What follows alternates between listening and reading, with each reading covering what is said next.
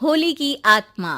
बचपन से शहर में रहने वाला मनोज इस साल होली की छुट्टियों में अपने गांव दुर्गापुर वापस आता है, जहां उसे देख पूरा गांव खुशी से झूम उठता है। जब गया था तब इतना सा था और अब देखो कितना बड़ा हो गया है। हाँ सरपंच जी, जब मैं गया था तब आप भी बहुत जवान थे और अब देखो कितने बूढ़े हो गए हैं आप। चलो चलो, बढ़िया है। बच्चा घर वापस आ गया। इसी खुशी में आज रात पार्टी होगी। क्या बात है, गांव में भी पार्टियां होने लगी। वैसे अगर पार्टी की बात है तो आज क्यों सीधा होली पार्टी करते हैं। होली पार्टी की बात सुन चहल पहल में अचानक सन्नाटा छा जाता है, जिसे देख मनोज को कुछ अजीब लगता है, लेकिन तभी सरपंच बात पलट देता है। अब बहुत देर हो गई, चलो सब अपने घर चलो, पार्टी के बारे में कल सोचेंगे। मनोज भी मम्मी पापा के साथ घर आ जाता है, पर होली पार्टी और उस पर पूरे गांव की खामोशी वाली बात अभी तक उसके जहन से निकलती नहीं। पापा, होली पार्टी की बात पर सब चुप क्यों हो गए थे? अरे होगी उनकी कोई अपनी बात। मुझे गांव की पंचायत ही थोड़ी पता है। थक गया हूँ, चलो सो जाते हैं, कल बात करते हैं। पापा की बात मानते हुए मनोज भी सोने चला जाता है।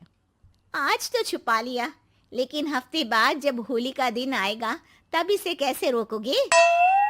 अगली सुबह सूरज के साथ ही मनोज भी गांव घूमने निकल जाता है, जिस पर रास्ते में उसे अपनी ही उम्र के कुछ लड़के भी मिलते हैं, जिनसे दोस्ती कर अब वो उनके साथ घूमने लगता है। इसी तरह कुछ दिन बीत जाते हैं और होली नजदीक आने लगती है। दोस्तों, होली में 4 दिन ही बचे हैं, पर गांव में उसकी कोई तैयारियां क्यों नहीं दिख रही? क्योंकि यहाँ होली नहीं मनाई जाती। अरे पर ऐसा क्यों? वो राजा भूषण। अरे तुम 4 दिन के लिए आए हो, क्या इतना सोच रहे हो? चलो कुछ खाने चलते हैं। इसी के साथ एक बार फिर होली की बात को टलते हुए देख मनोज को शक होने लगता है।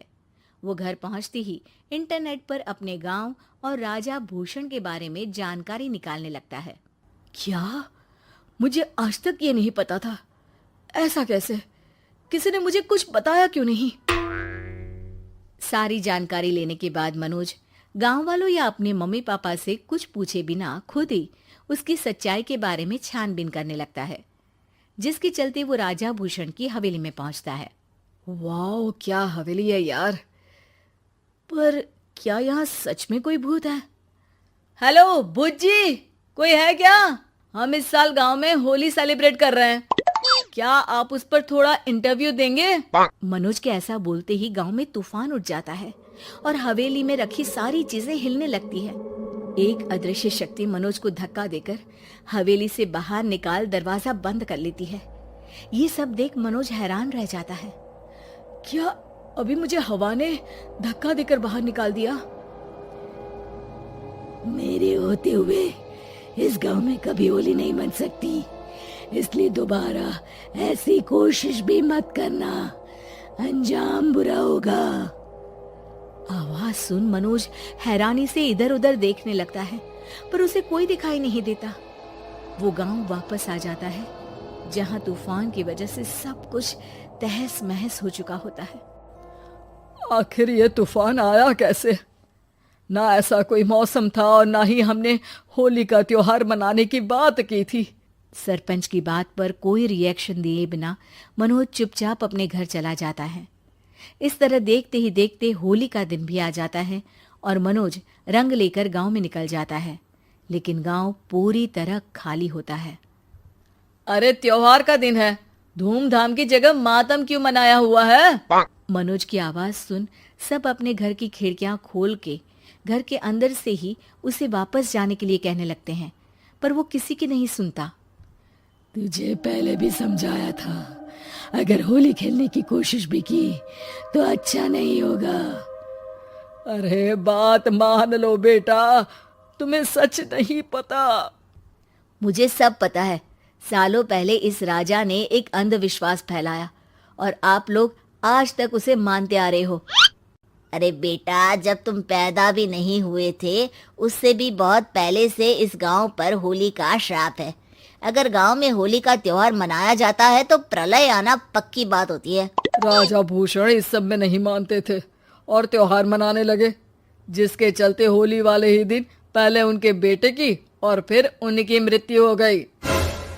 तभी से गांव की रक्षा के लिए उनकी आत्मा उस हवेली में रह रही है। सबकी बातें सुन मनोज उलझन में पड़ जाता है। सोचना भी मत मनोज, अगर तुमने इस परंपरा को तोड़ने की कोशिश भी की तो उसका परिणाम इस गांव और गांव के लोगों के लिए अच्छा नहीं होगा। मुझे भी यकीन नहीं हो रहा कि आप लोग एक बेतुकी बात को मानकर सालों से रंगों के त्योहार को मातम की तरह मनाते आ रहे हो। मनोज किसी की कोई बात ना मानते हुए पूरे गांव में रंग बिखेर देता है, जिसके तुरंत बाद वहां तूफान के साथ बिजलियां गरजने लगती है। अचानक मौसम में ऐसा बदलाव देख जहां मनोज कंफ्यूजन में आ जाता है, वहीं गांव वाले डर से सहम जाते हैं।